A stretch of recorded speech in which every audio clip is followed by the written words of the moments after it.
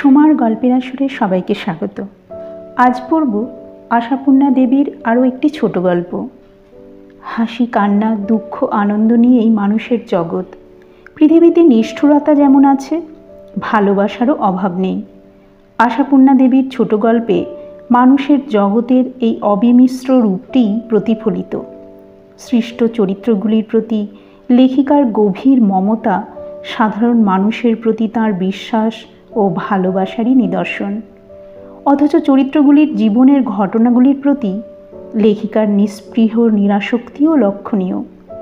মমতা ও নিরাসক্তি, এই দ্বিবিধ গুণের সমন্বয়েরই কারণে তার ছোট গল্প একই সঙ্গে জনপ্রিয় ও মোহনীয়।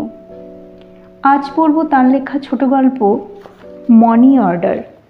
গল্পটা পুরো শোনার অনুরোধ রইল এবং ভালো লাগলে লাইক, কমেন্ট করো। সাহিত্যপ্রেমী বন্ধুদের সঙ্গে শেয়ার করে দিও। বাংলা সাহিত্যপ্রেমী বন্ধুদের নানা স্বাদের, নানা লেখক লেখিকার গল্প শোনানোর জন্য এই চ্যানেল। শুরু করছি money order. Money order. Kaveri অবাক হয়ে গেল শুনে। তাদের মানি অর্ডার করবে কে? তাও 2-4 টাকা নয়, নগদ 100 টাকা। এসেছে কোথা থেকে? না অমৃতসর থেকে। কাবেরীদের 3 কুলের কেউ কখনো যে দেশে বাস করা তো দূরের কথা, পা দিয়েছে কিনা সন্দেহ। চিন্তা বাতাসের চাইতে ছুটন্ত বলেই মিনিট খানেকের মধ্যে অনেক কথাই ভেবে নিল কাবেরী। ভাবল, পুরাণ উপপুরাণের গল্পের কাল হলে না হয় মনে করা যেত কাবেরীদের অভাব অনটন দেখে স্বয়ং ভগবান পিয়নের ছদ্মবেশে এসে ওর দরজায় দাঁড়িয়েছেন। কিন্তু কালটা যখন ঘোর কলি, তখন ভগবান সম্বন্ধে এত আস্থা রাখা চলে না। অথচ কী বা হতে পারে? ঠিকানা ভুল করেনি, কারণ কাছাকাছির মধ্যে পাড়ায় আর কারো নাম শিশির মিত্র নেই। পিয়নটা এসেই তো শিশির মিত্র আছেন বলে খোঁজ করেছে। প্রেরকের হাতের লেখাটিও যে তেমনি দেবাক্ষর। কুপনে তো লিখেছে কলাইন, কিন্তু কিছুই তো পড়তে পারা যাচ্ছে না। যত ঝামেলা কি ছাই দুপুরবেলা, শিশির যখন অনুপস্থিত। জীবনে প্রথম যদি বা একটা মানি অর্ডার এলো, তাও চট করে নেওয়া চলছে না। পিয়নটা অবশ্য 1 মিনিটেই অসহিষ্ণু হয়ে উঠেছে। ব্যস্ত হয়ে বলে, আপনি রাখুন না, ফরে সই দিয়ে। অগত্যা তাই করতে হয় কাবেরীকে। সই দিয়ে গুনে গুনে 10খানা 10 টাকার নোট আর কুপনটুকু নিয়ে ঘরে ফিরে এসে উঠে পড়ে লাগে সেটুকুর পাঠোদ্ধার করতে। কিন্তু হায়, এই যে কী লেখার শ্রী! অনেক চেষ্টায় শুধু বুঝতে পারে প্রেরক বাঙালি নয়। এদিকে মাস 10-এর মেয়েটা সারা ঘরে হই হই করে হামা দিয়ে জল ফেলে কপাল ঠুকে কেঁদে রসাতল করছে। টাকাটা সযত্নে তুলে রেখে মেয়ে নিয়ে শুয়ে পড়ল কাবেরী। আর শুয়ে শুয়েও ভাবতে লাগলো, কি হওয়া সম্ভব? শিশিরের অফিসের কিছুতে নাকি কোনো প্রতিযোগিতায় পুরস্কারের ব্যাপার? মাঝে মাঝে তো ক্রসওয়ার্ড নিয়ে কপাল ঘামাতে বসে শিশির। কপাল ফুলে গেল না কি? যাকে মূল মালিক না আসা পর্যন্ত কিছু বোঝা যাবে না। কাজেই ঘুমিয়ে পড়া যাক। কিন্তু ঘুম এলো না কিছুতেই। টাকাটা যদি সত্যি ওদের হয়, তাহলে ওটা কিভাবে খরচ করবে? আদৌ করবে না জমিয়ে রাখবে ভাবতে ভাবতে দুপুর কেটে গেল।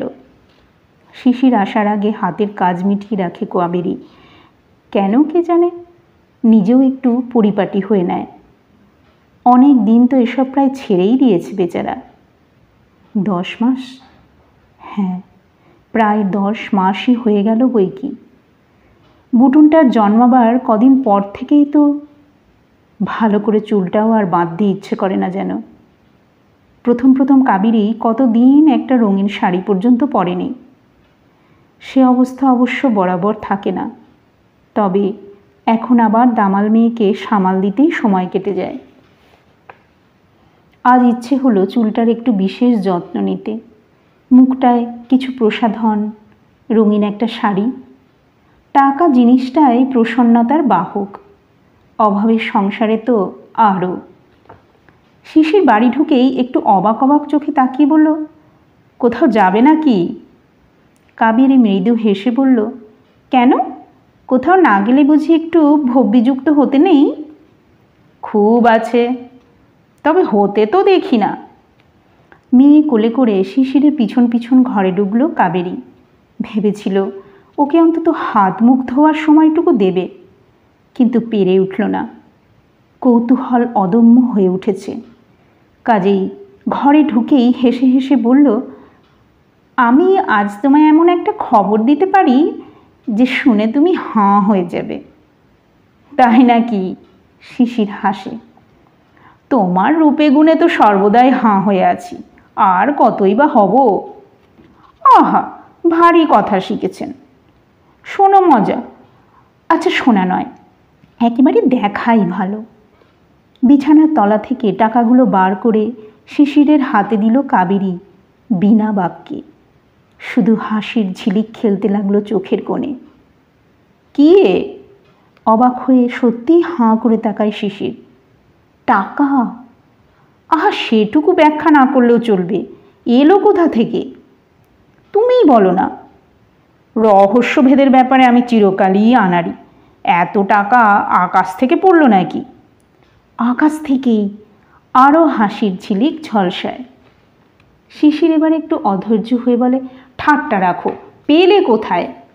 মানি অর্ডারে। একটু থতমত খেয়েছে কাবেরী ওর বিরক্তিতে। মানি অর্ডারে? আমাদের মানি অর্ডার করতে কার আবার দায় পড়েছে? কি, তোমার কাকার কাছে অভাব টভাব নিয়ে কিছু লিখেছিলে বুঝি? কাকার কাছে? আমি? কাবেরীর ঠোঁট ফুলে ওঠে। সেই রকম মেয়ে আমি। এই নাও দেখো কে পাঠিয়েছে। বিছানার তলায় আর একবার হাত চালিয়ে কুপনের সরু ফালিটুকু টেনে বার করে শিশিরের হাতে দিয়ে কথা শেষ করে কাবেরী।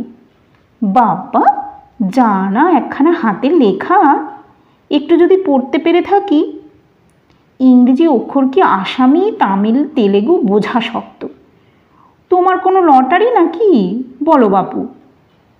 শিশির কিন্তু একটু নজর দিয়েই পাঠোদ্ধার করে ফেলেছে, আর সঙ্গে সঙ্গে ওর মুখ হয়ে উঠেছে কালীবর্ণ, গম্ভীর। এ ভাবান্তর কাবেরীর চোখে পড়ে। সে উদ্বিগ্ন ও বিচলিতভাবে বলে, কি ব্যাপার গো, হঠাৎ অমন গম্ভীর হয়ে গেলে যে? হ্যাঁ গো, বলো না, কিসের কি?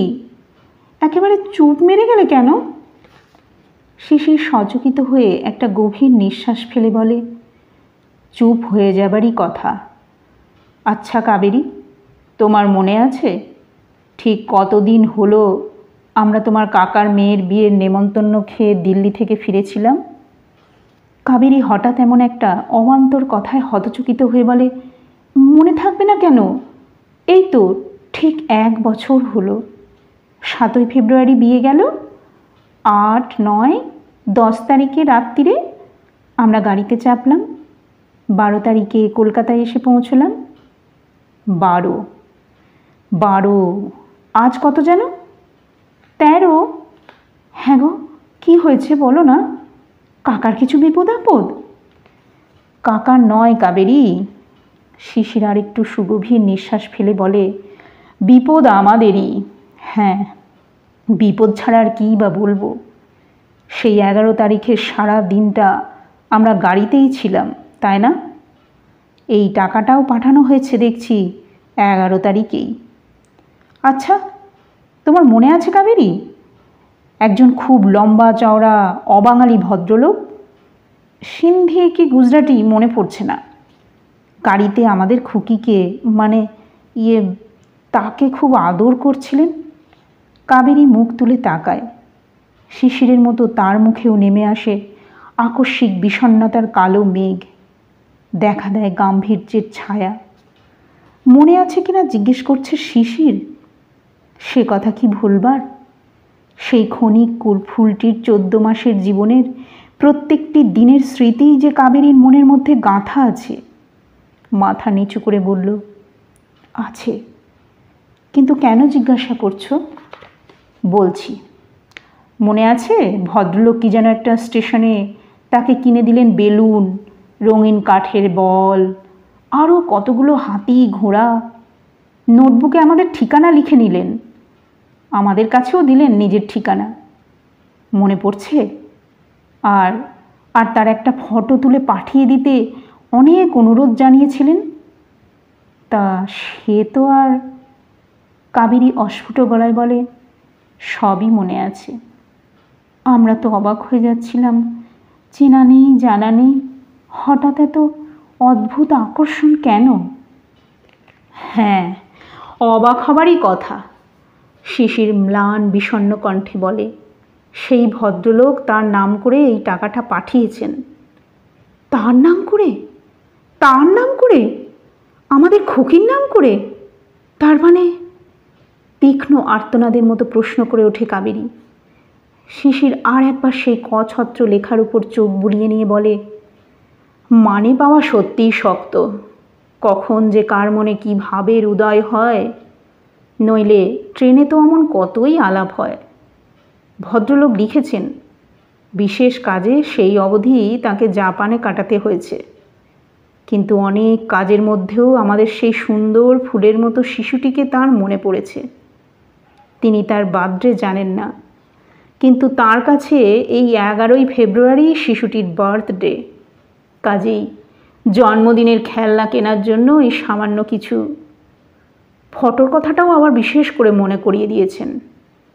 কি জানি, হয়তো পূর্বজন্মে মেয়েটা ওর কেউ ছিল।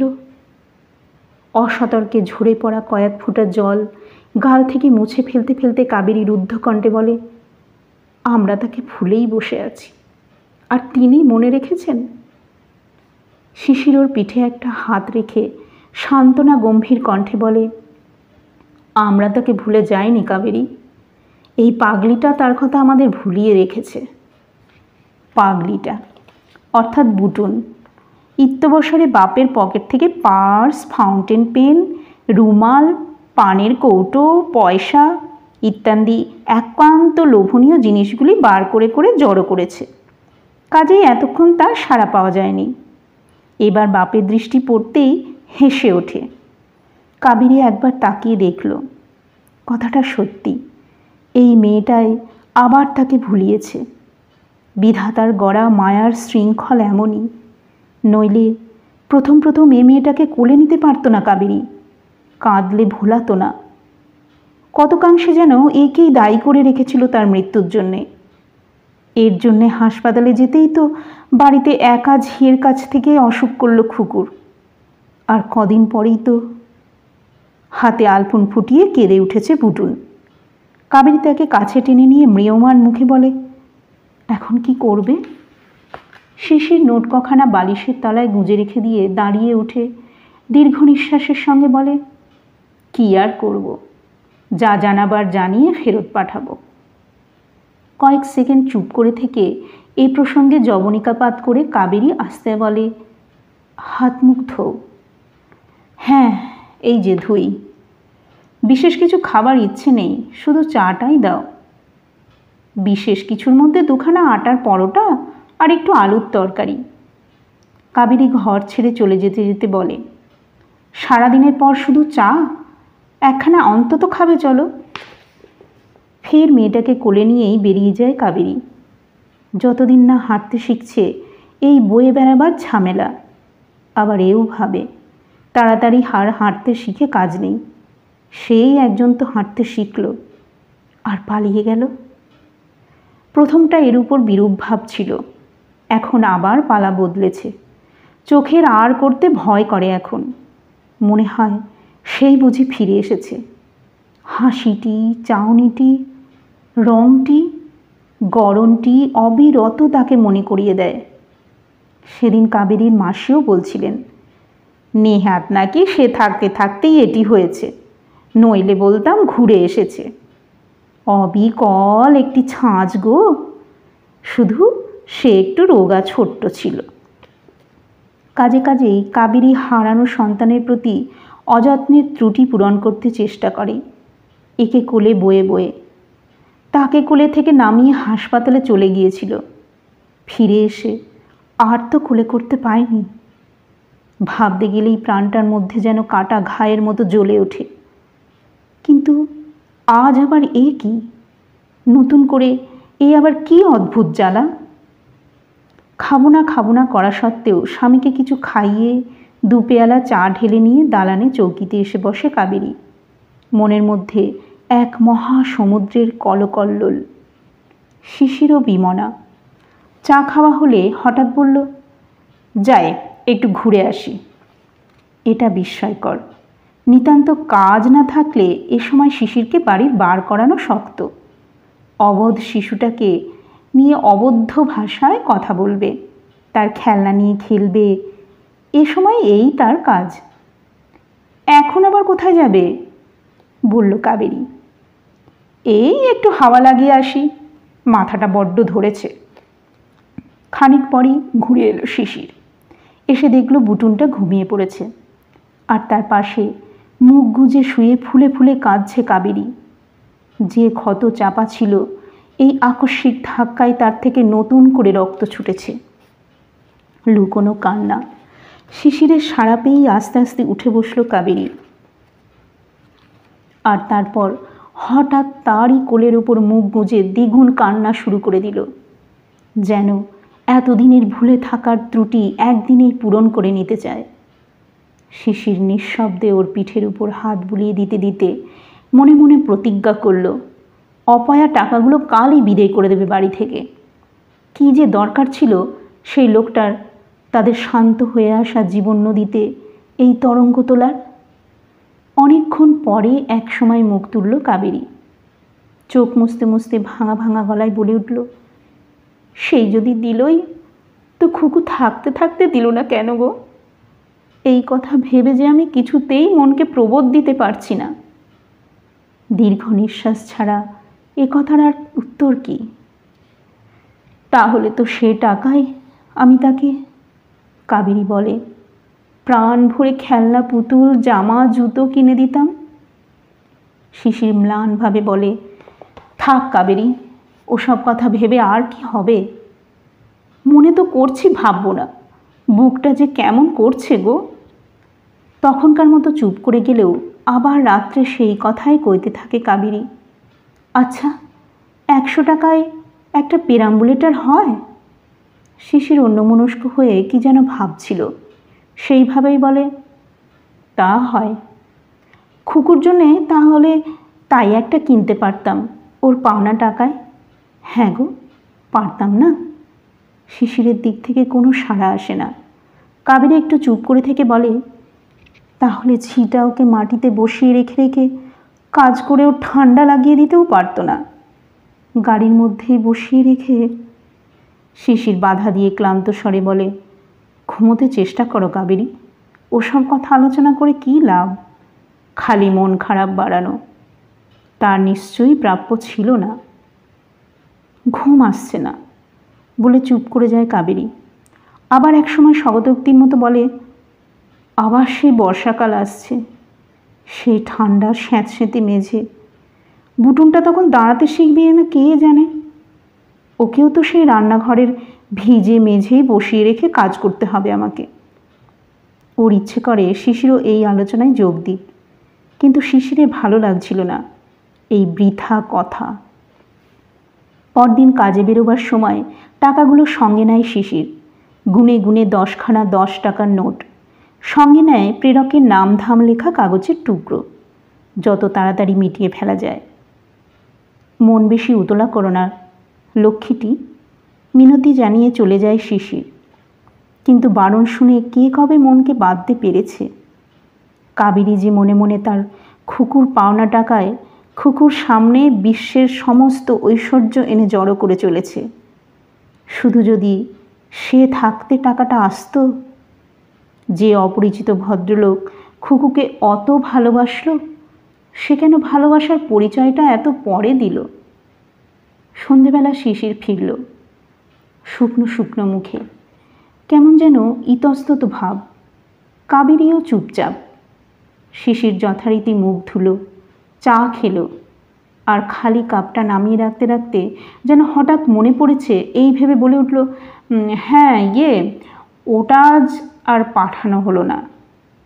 ওটা অর্থে অবশ্য টাকাটা, তা বুঝতে অসুবিধা হয় না কাবেরীর, কিন্তু শিশিরের আশঙ্কা মতো কেঁদে উঠল না কাবেরী, শুধু অন্যমনার মতো বলে উঠল, পাঠানো হয়নি? না, মানে দুপুরের দিকে এত কাজের চাপ এলো, বেরোতেই পারলাম না, কাল দিয়ে দেব। কাবেরী নীরব, কিন্তু পরদিনও সময় পেল না শিশির, তারপর দিনও না। আর 3 দিনের দিন টাকাটা পকেট থেকে বার করে বাক্সে তুলে রাখতে রাখতে হঠাৎ বলল, কি করে যে খবরটা জানাবো ভদ্রলোককে ভেবেই পাচ্ছি না, তাই ভাবছি। কাবেরী শুধু মুখ তুলে তাকালো, না, সে চোখে ভর্ৎসনা নেই, কে জানে কি আছে। শিশির যেন সমস্ত কুণ্ঠা সবলে দমন করে বলে, ভাবছি নিজেদের তো যা কষ্ট পাওয়ার তা হয়েছে, সে ভদ্রলোককে আর শুধু শুধু কেন খানিকটা কষ্ট দেওয়া। হঠাৎ এভাবে টাকা ফেরত পেলে বড্ড বেশি আঘাত পাবে না, মানে তার মনের দিক চেয়েই বলছি। কাবেরী ফিরে দাঁড়িয়ে যেন বিমনাভাবে বলে, সে কথা আমিও ভাবছিলাম। হ্যাঁ, বেচারা আত্মীয় নয়, কিছু নয়। শিশিরের কণ্ঠে এবার কিঞ্চিত আবেগের উৎসাহ। অন্য কোথাও থেকে টাকা পাবারও কিছু উপায় নেই, আমরা না জানালে তো আর। আসলে ওর মনটার কথা ভেবেই হচ্ছে, অত আহ্লাদ করে পাঠালো, আর আচমকা এত বড় একটা শখ পাবে, মানে শখটা দেওয়া ঠিক হবে? সেই তো। কাবেরী যেন আরও উদাসীন। আমি ভেবেছি সে কথা, ভদ্রলোক একেবারে মর্মাহত হয়ে যাবেন। আচ্ছা, এক কাজ করলে হয় না? ধরো যদি শুধু একটা ধন্যবাদ গোছের দিয়ে 2 লাইন চিঠি দিয়ে দিই, আর টাকাটা না হয় কোনো সৎ কাজে, আর না হয় তো বুটুনের জন্যেই কিছু কিনে দিলে হয়, দিয়েছে তো আমাদেরই সন্তানকে। যা ভালো বোঝো করো। কাবেরীর যেন অনেক কাজ আছে পড়ে, এইভাবেই তাড়াতাড়ি ঘর থেকে বেরিয়ে যায়। আর একটু পরেই ঘুরে এসে হঠাৎ বলে, তাহলে কিন্তু অত করে যে ফটোর কথা বলেছেন ভদ্রলোক? সে আর কি হবে, শিশির ম্রিয়মাণভাবে বলে। ভদ্রলোক কি ভাববেন তাই শুধু ভাবছি। দুবার ফটোর কথা বললেন। তাছাড়া ধরে যদি, বলা তো যায় না। অঙ্ক কষার জিদের মতো বলে ওঠে কাবেরী। তার যখন এত ঝোঁক, কোন সময় কাজে পড়ে হয়তো কলকাতায় এলো, আর মনের খেয়ালে ঠিকানা খুঁজে বাড়িতেই এসে হাজির হলো, তখন সত্যি তখনকার কথা তো ভেবে দেখেনি শিশির। এই 3 দিন ধরে অনেক কিছুই ভেবেছে, ভাবেনি শুধু ওই কথাটা, তাই বোকার মতো তাকিয়ে থাকে। কাবেরীর দৃষ্টিকোণ বহুমুখী, তাই সে আরও বলে, তাছাড়া বড়লোকের খেয়াল, ধরো যদি বছর বছরই পাঠাতে থাকে, তখন? শিশির মুখ নিচু করে বলে, অতটা ভেবে দেখিনি। তাহলে স্পষ্ট খবর জানিয়ে ফেরতই দেব বলছো? ও কথা আবার কখন বললাম? অকারণ খানিক ঝেঁজে ওঠে কাবেরী। আমি বলছি অন্য কথা, মানে সে ভদ্রলোকের মনটার কথা ভেবেই কথাটা মাথায় এলো আমার। বুটুনটা তো বয়স ছাড়া বাড়ন্ত, আর দেখতেও অবিকল তার মতো।